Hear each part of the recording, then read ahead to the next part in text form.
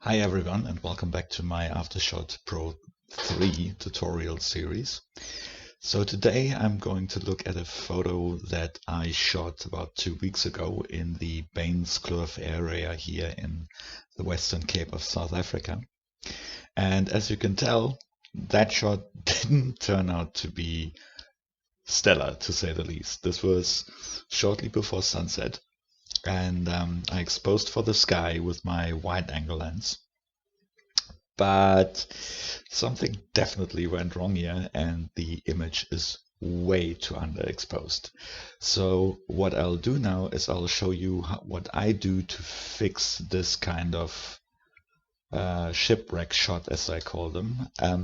I think I can save it, but let's see how far we can get, and if we turn out to over edit this, because I've done one attempt on this and that didn't work. So I'll try a different approach now, because I think I know what went wrong the last time, but yeah, no promises.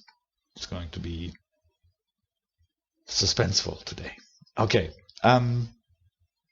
first things first, let's check the exposure.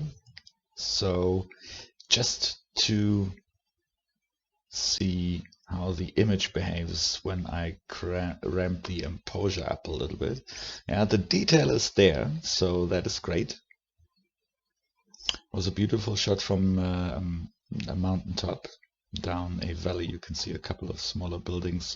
That is actually the area that I stayed in, a beautiful small lodge campground kind of thing, and great area to stay in. It was super hot on those days, 42 degrees Celsius or something.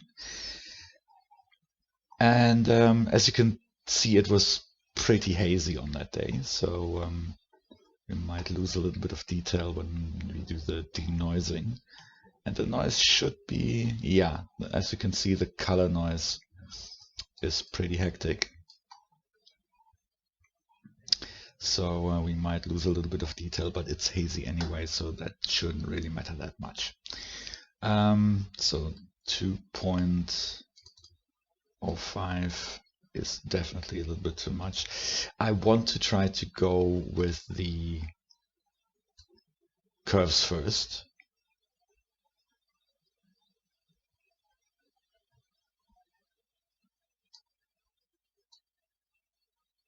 Ramp up the overall brightness, yeah, see?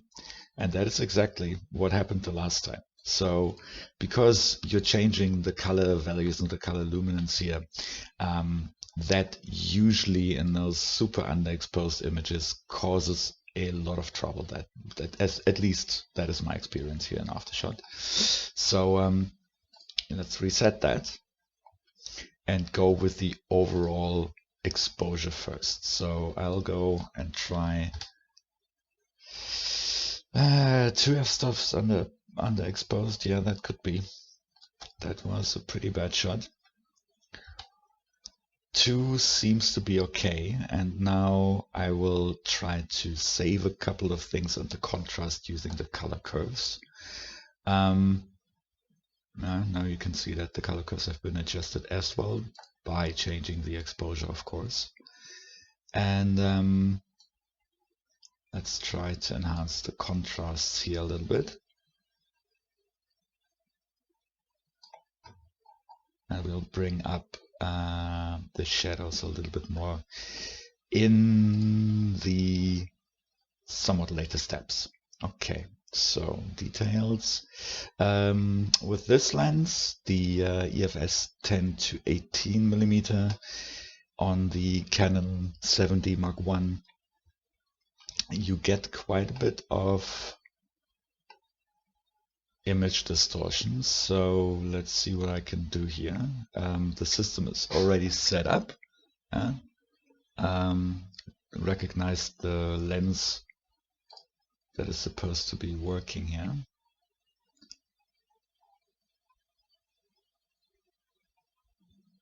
Apparently there's not that much distortion in this image because I didn't use the full wide angle, the 10mm. The 10mm, you've got a lot more distortion with that lens.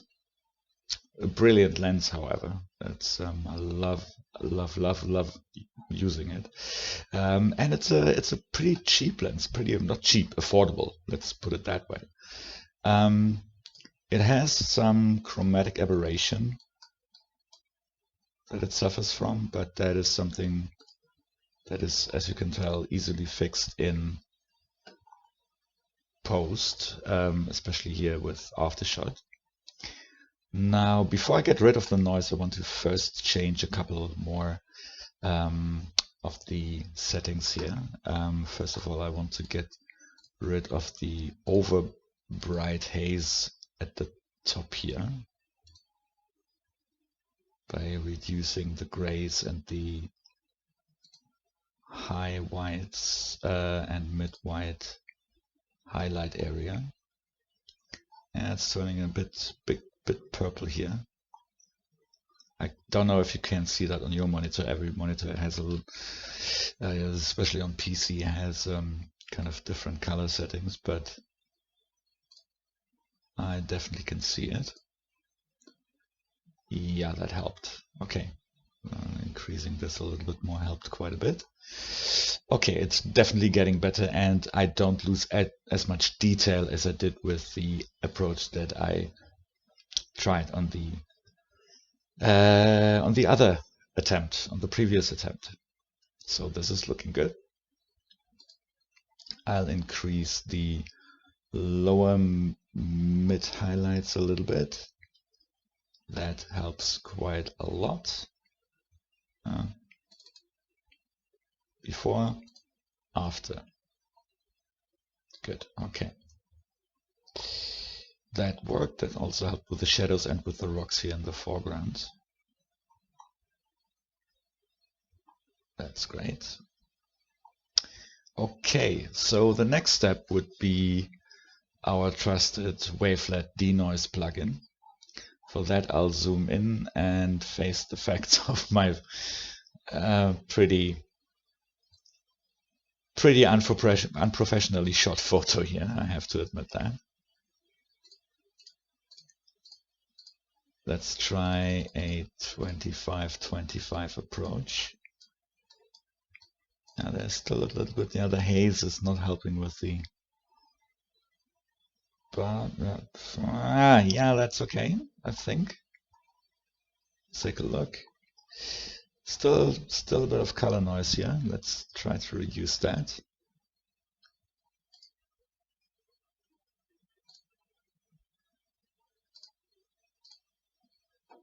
Yeah, that both on 30, that works. I think that was shot on an ISO of 400. Let's quickly check the metadata for the camera shot.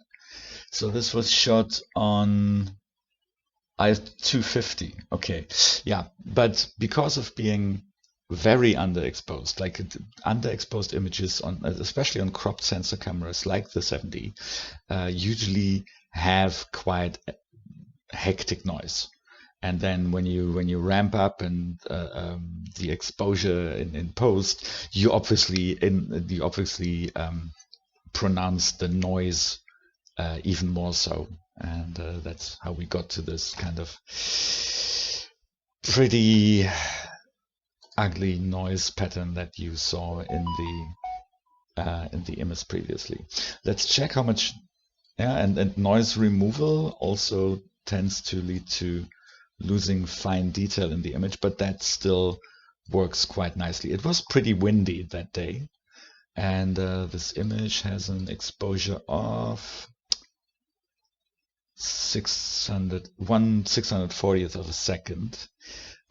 So you might see a little bit of blur in the grass anyway because of the grass swaying in the pretty strong wind left and right. So there is that, but it still looks quite decent, and I'm probably able to save quite a bit in with sharpness and everything. So let's quickly try that. Actually, I'm not using the sharpening here because with the haze, it's sometimes with blurry areas and stark contrast, like between the mountain and the sky here, it tends to create some artifacts. Usually it's working great, but there are certain cases where it's not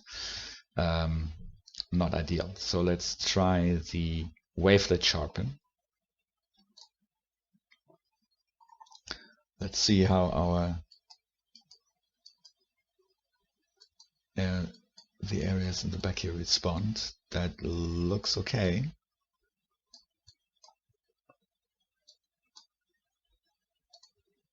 Turn it off.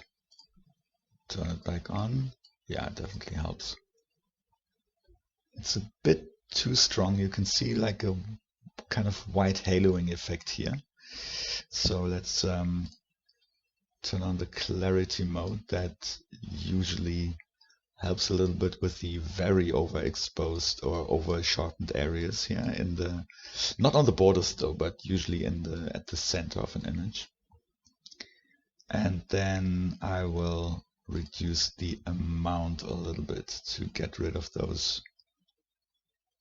Yeah, that worked quite well. Okay. Maybe in Paintshop I can do a little bit more on that, because the sharpening tool there, the high power sharpening tool in Paintshop Pro 2020 and above works really well. Good. Okay. Let's see if we can do some work on the colors here. So with the color Equalizer, we can work on the luminance and the vibrancy. So first I would like to have the orange a little bit brighter here. As you know me by now, I usually test the prominent colors by increasing the overall saturation quite a bit. So we have strong blues here at the top in the sky, some greens here in the back that are still, even with 100%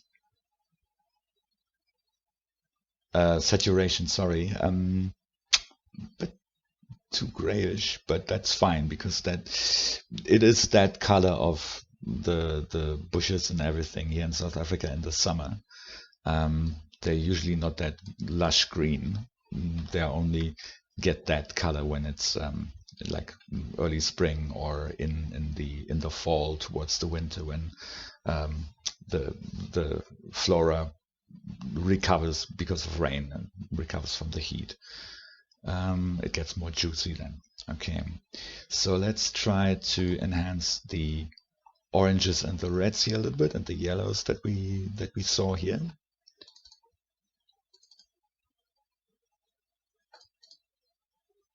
A little bit more in the yellow, so that the differences between the pixels when they go from yellow to orange are not too strong.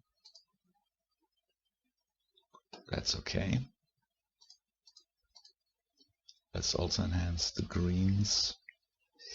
I wonder if reducing the blues,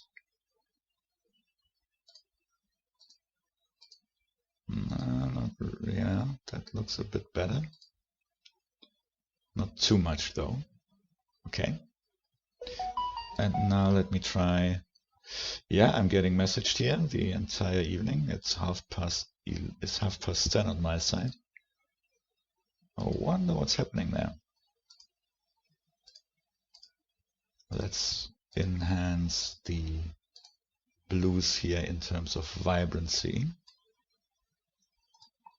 And maybe in this case, actually, I usually don't use it, but the saturation, just to make it pop a little bit more. I'm always very hesitant using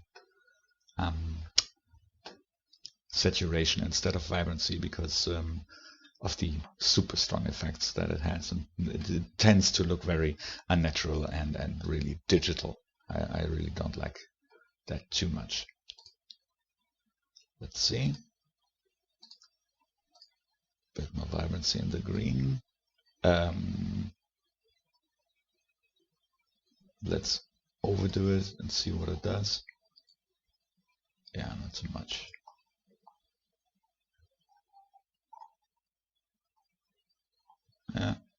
Okay. Let's try the saturation here. Maybe we can... No, it's too hidden in the grays. Good, I don't like using... Yeah, no, that's not working here. Desaturate and increase the vibrancy. Okay. Yeah, I think that looks a lot better. Right now I'm not too happy with the overall. So what this brightening up did, on top of the more clearly visible areas, is you also, because in raw files you also have this color information in very dark in those shadows, and that is why it also enhanced those areas in the shadows a little bit more, and we can see a little bit more detail in those shadows, which is quite cool. Okay. Next, let's see what we can do about the contrast.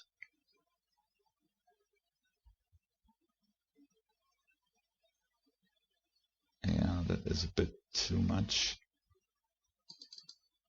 Let's do the stepped version.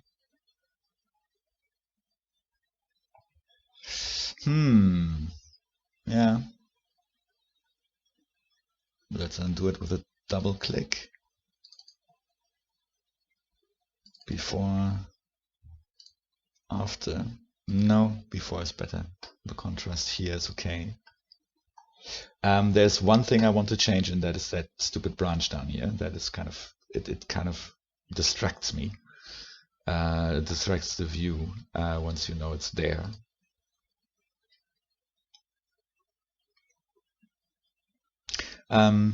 Vignette Contraction I won't do, because the camera, the lens works pretty well in its standard settings, and you don't get too much of a vignetting effect. Sometimes I use vignetting to draw the eye of the viewer to something specific, especially in my bird photography. But in these cases, I really don't like vignetting on landscape shots. All right, now let's try to increase the overall vibrance, and maybe even increase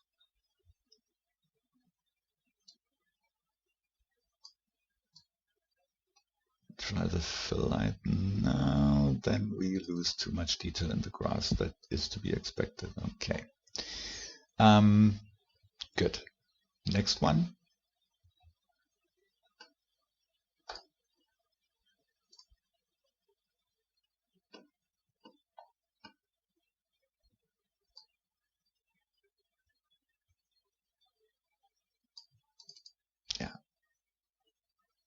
No, so saturation I'll leave as is, and vibrancy as well. I can reduce the salt and pepper. I think that might help a little bit with the detail on the rocks here in the faraway mountains. It doesn't change that much, but usually it doesn't.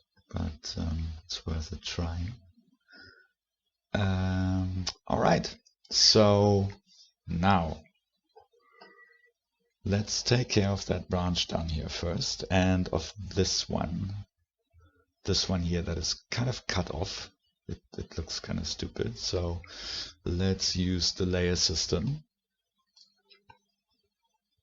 for the correction effort that we can put in here. All right.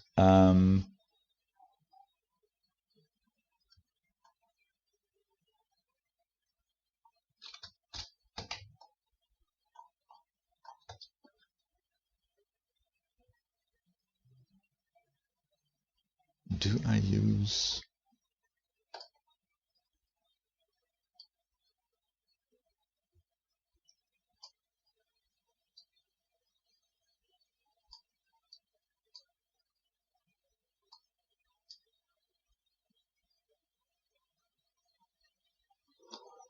Let's increase the size a little bit.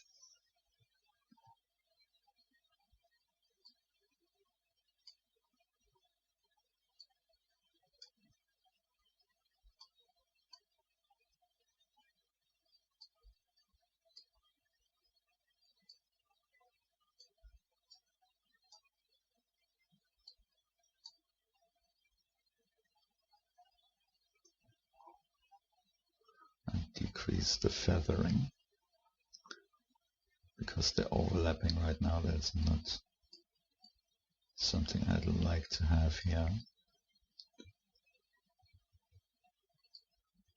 I might actually use a different tool for that.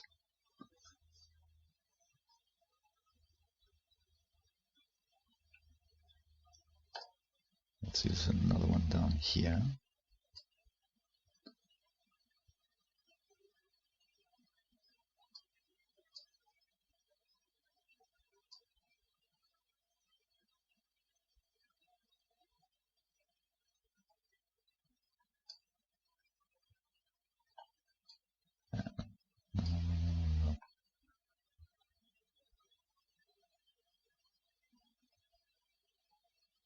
Go a little bit smaller here.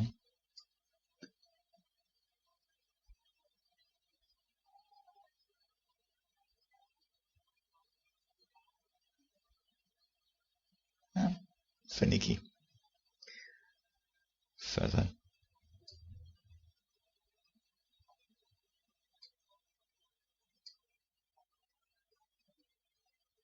More feather, and the general area a little bit smaller.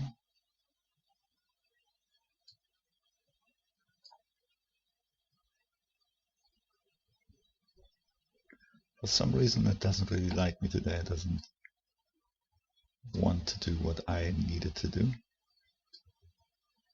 Let's take some of the darker areas here. And on this one, the bottom one, I will probably go smaller area and more feather.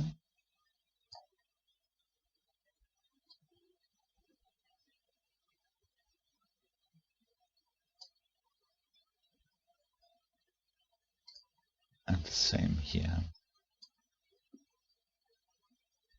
Okay, let's see what that looks like without.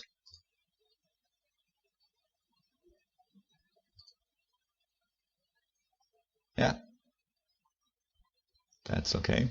These areas where you have very irregular patterns and grass and stuff like that, like very natural forms that are very chaotic, those are super easy to fix generally, especially when you use a lot of feathering and in some areas. That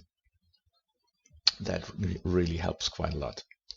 And then we have this little one over here. So let's get rid of this one as well. For this one, I need a little bit more area. Grab this guy over. Something like this.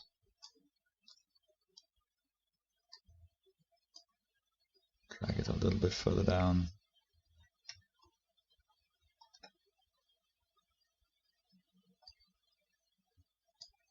And find an area that resembles the bush down here. That is almost, that should work. Okay.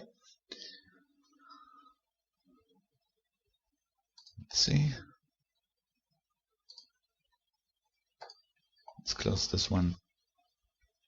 Cool, I can live with that. That looks good. Yeah. The brightening of the green has also like enhanced this area here a little bit, which is cool.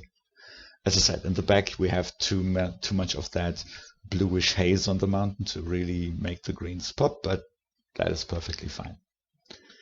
I'll go back onto my main layer here. Never forget that when you're using the layer tools, make sure that you go back to your main layer if you want to edit the overall image, including the applied healing and adjustment layers. What I could try to do with the layers here is to also brighten up like this area, but I fear that if I try that, I really lose. Because it's too dark, there's not that much detail anyway, and if I brighten it up more, I even show more of the noise that is in that image. So I will leave it at that. Just the area in the back here, that is something that annoys me, because due to my work with the vibrancy and the hazing, I got quite a bit of like pinkish rainbowy colors in the back here, which happens if you have highlights, especially in the sky, and you remove the highlights too much. So I'll probably have to accept the fact that I have to add a bit more of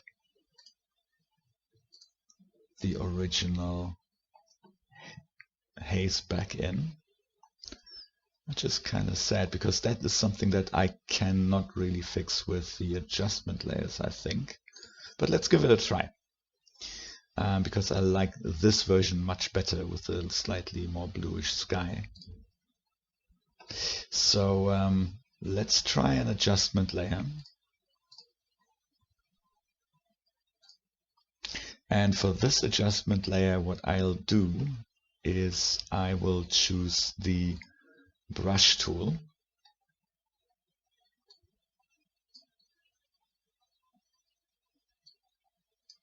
Nice and big one.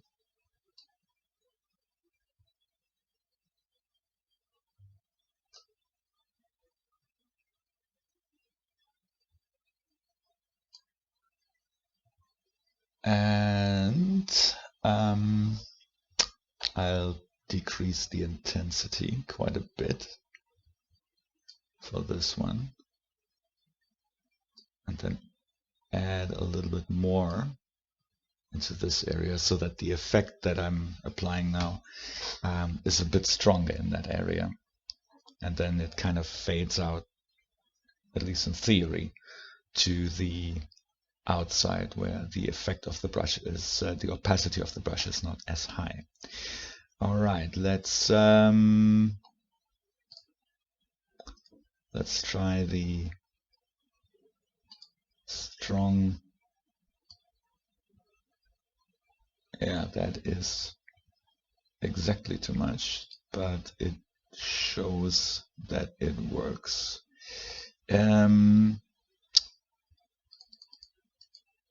Let's increase the midst here.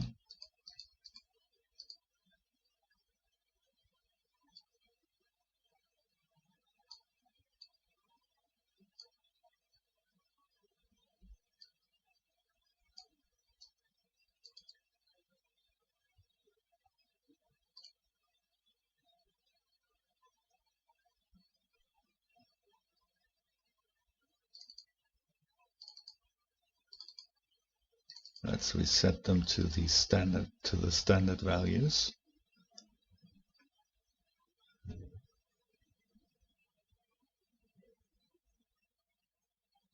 And increase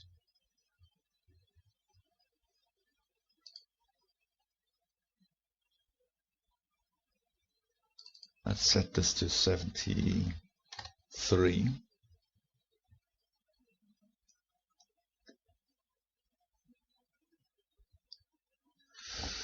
However, another thing that I could do, instead of going with the increase of the high mids, is I could try to decrease the luminancy of the vibrancy of those values here. So let's see. Under color, I'll just crank up the saturation again. There's yellowish there's some yellow in there, and there's some pink in there, so which means we have, I'll decrease the vibrancy here, and a little bit of the magenta as well.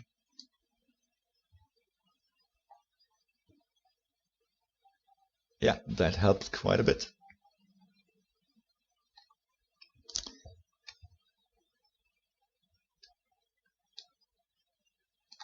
Not as much as I hoped. Let's see if we can remove the red a little bit more.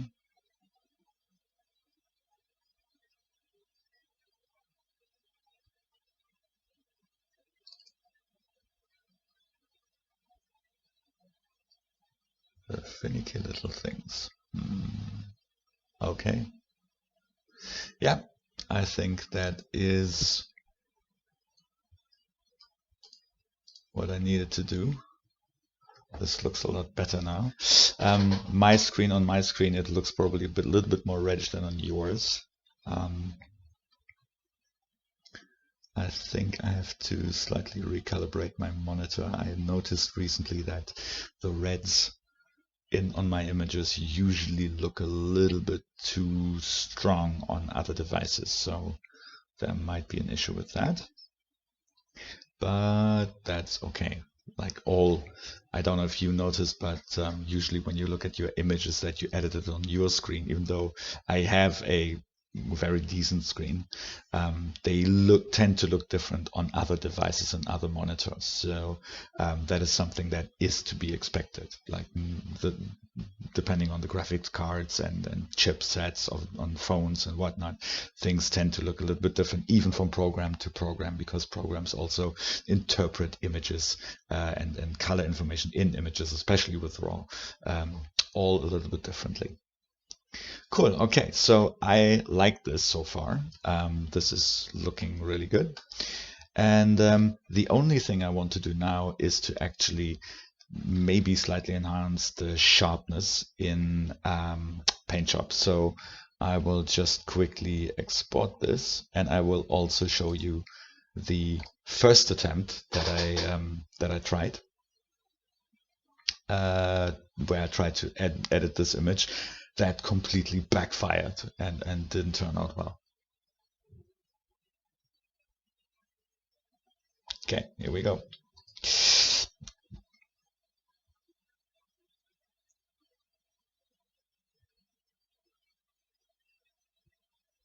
So just before we do that, this is the first edit attempt, and you can see that the detail in the grass completely vanished. I didn't see it at first because I was focusing on some other parts of the image, and then after I was done editing and adjusted all the colors and exported it into Paintshop, I got quite a shock when I saw what I had done.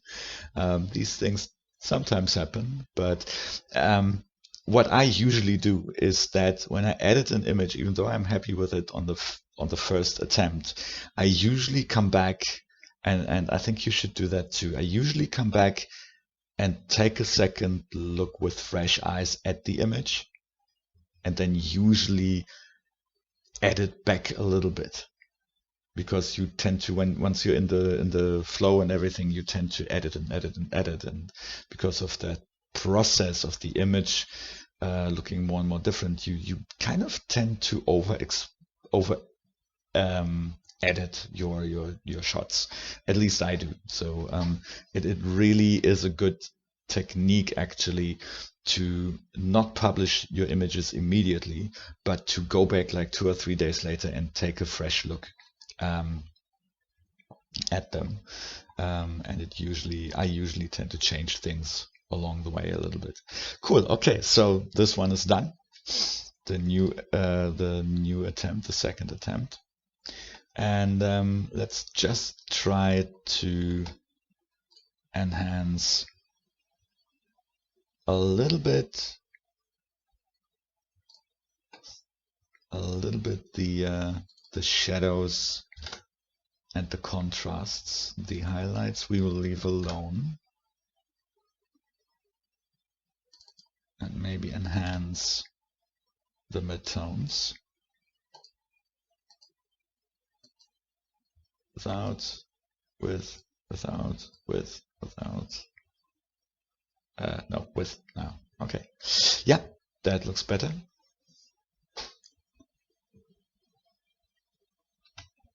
Or does it? Maybe add a little bit more contrast in the shadows. It looks a bit... No. Not with the contrast tool. That is way too rough.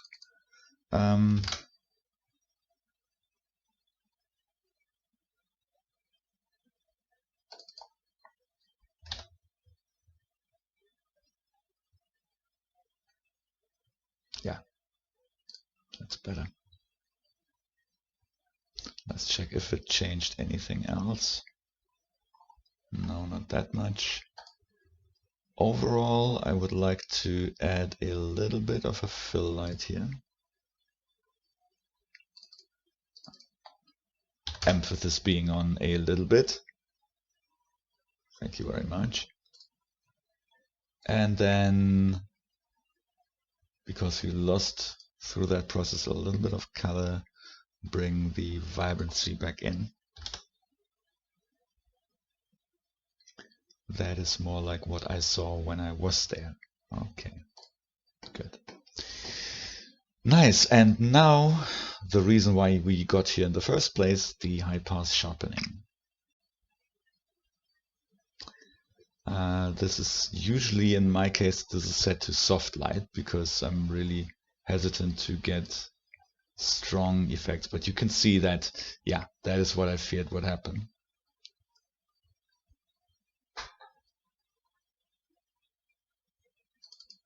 Let's use less strength. Let's see what it does. No, that is still way too strong. And we also overdid it already in, yeah, and the noise is back through the, because of the fill light. Yeah, no, okay. There's not much more we can do, I guess. Let's undo all this.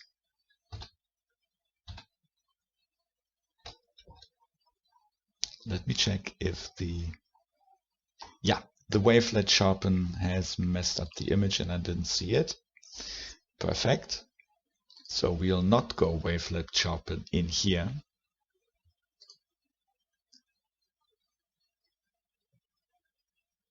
It could also be, no, I didn't change anything there via the layers. Okay. Remove wavelet sharpen.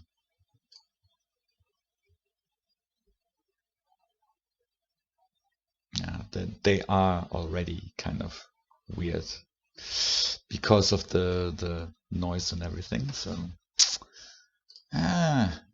okay. So we have to do all that in Photoshop. Good. I can live with that.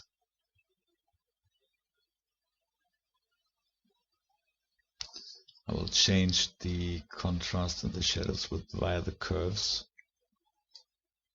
That's better. And maybe, yeah, no, that is definitely too much on this side. This is better. Okay. Is it better? Again, another quick check. Should work. Good. Okay. And another attempt with high pass sharpness in Photoshop. Paintshop, sorry. Paintshop rather. Adjust. High pass sharpen.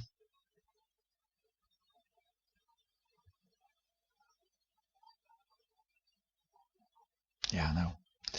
That corner on the mountain is really messed up. There is not much I can do. Even without the sharpening, you still see it. Let us try something else. Let's go with the one-step noise removal here. Yeah, no, it's still... And this is not chromatic aberration, definitely not.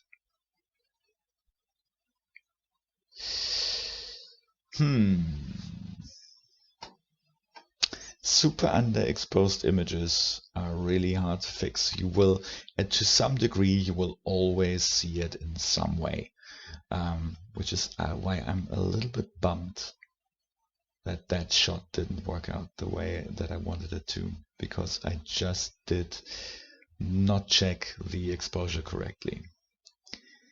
It was a quick shot, but still, it is quite annoying because that chance doesn't come back that quickly.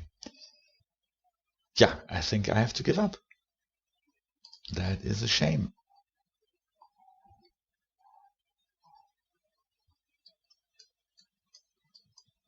That edge is way too ugly. I mean, you would not go that deep into the image, like this is pixel peeping, but damn.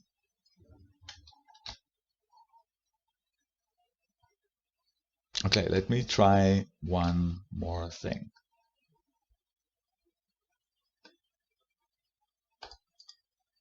Maybe. So this is without.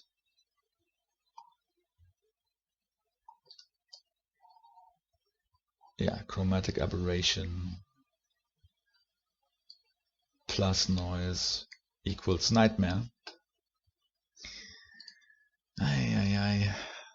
Now we have a purple edge, that's great. Let's see if I add it a little bit more gradually here. We're going to the yellow. But yeah, this is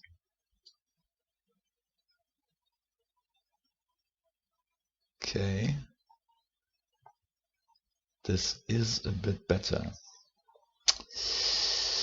Let's give it a try.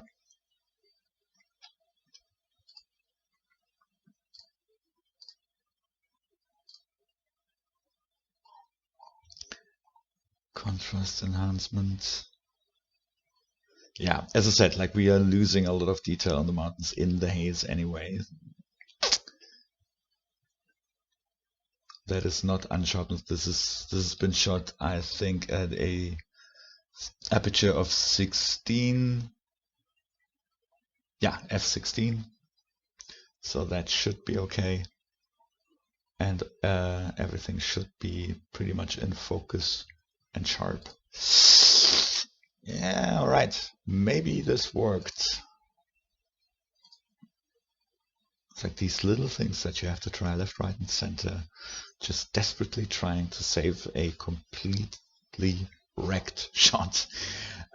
Which is why, yes, we can do a lot of things in post-editing, but honestly, if you don't have a great photo to begin with, you usually cannot save a completely wrecked shot. If you might remember the one shot that I tried to fix of those clouds and the sun breaking through over the ocean, that was also a very, very, very bad shot of a beautiful scene, but with the wind and everything and the rain, it kind of messed up. But that one was easier to fix than this. And what's frustrating is that the foreground looks great, but the back is like really giving me a hard time right now. Okay, let's try again. It looks already a lot better here. So with the high pass sharpen again, that did it. Oh my god, guys, this makes me so happy. You wouldn't believe. Let's try the hard light. Maybe that works a little bit differently. Yeah, we're getting the, yeah, no, and it emphasizes the noise too much. Another option might be overlay, but I think we will still like see the noise creeping in because now the noisy pixels get sharpened as well. That is usually what happens. Yeah, that works a lot better. Just one quick more try, because as I said, like we have a lot of noise still in here. Not that you would see it that much, to be honest, but is it only if you really zoom in like super deep. This is at 250 zoom factor. It's 250% zoom factor. But usually the one-step noise removal in Photoshop also works quite well.